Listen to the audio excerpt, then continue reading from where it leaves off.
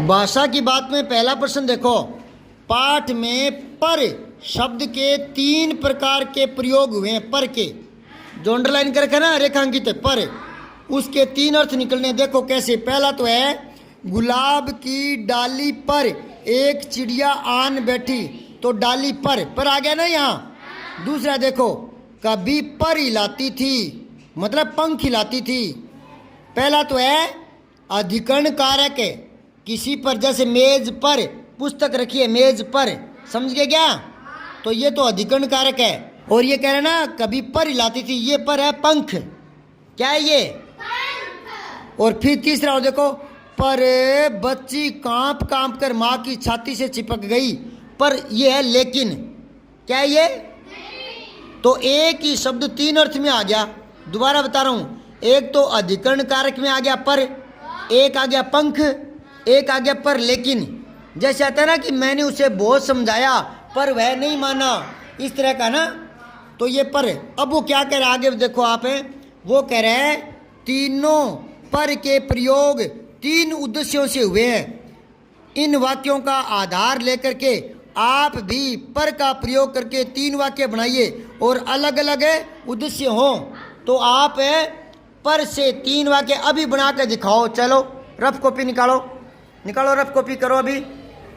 आगे देखो, मेरा महल भी सूना है। सूना, सूना होता है जहाँ कोई आदमी वगैरह कोई रहता नहीं हो। एक इसके ऊपर लिखो खाली जगह में, ऊपर लिखो खाली जगह में लिखो छोटा सू और ना, और इसके नीचे लिख दो बड़ा सू और ना। क्या फर्क है? कौन बताएगा? खड़े होके बताओ, कौन बताएगा? इस मात्रा का क्या फर्क पड़ा? बताओ, कौन बताएगा? नहीं पता हैं? थोड़ा सा बोल के देखो फिर पता लग जाएगा। एक बार बोल के देखो। छोटी मात्रा होती है तो अगला अक्षर हाथों हाथ बोल देते हैं ना। सुना कि मैंने सुना। किसने सुना? मोर बोला। किसने सुना? तो ये तो सुना है क्रिया, क्रिया सुनना, सुनना। और दोबारा बोलो सुना, यानी जहाँ कोई रहता नहीं हो, जहाँ कोई रहता नहीं हो, सुनना। सुनसान, सुनसान जगह। अब समझ में आई? बताओ पहला सुना क्या है और दूसरा सुना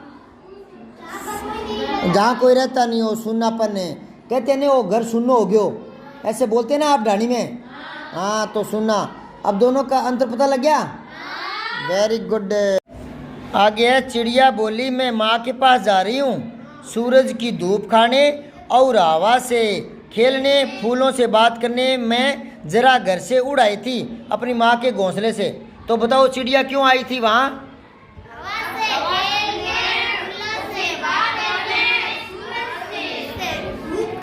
हाँ, सूरज की धूप खाने, हवा से खेलने और फूलों से बात करने। तो माधव दास उस नन्ही सी चिड़िया को बोला कि मेरे सोने के सामने तुम्हारी माँ क्या है? कुछ नहीं है। माँ की बाट देखती रही बार बार। तो नन्ही चिड़िया बार बार इसी बात को कहती रही कि मेरी माँ बाट जोती है, बाट देख रही, राह देख रही है। आप अपने अनुभव के आधार पर कहो कि हमारी जिंदगी में माँ का क्या महत्व होता है?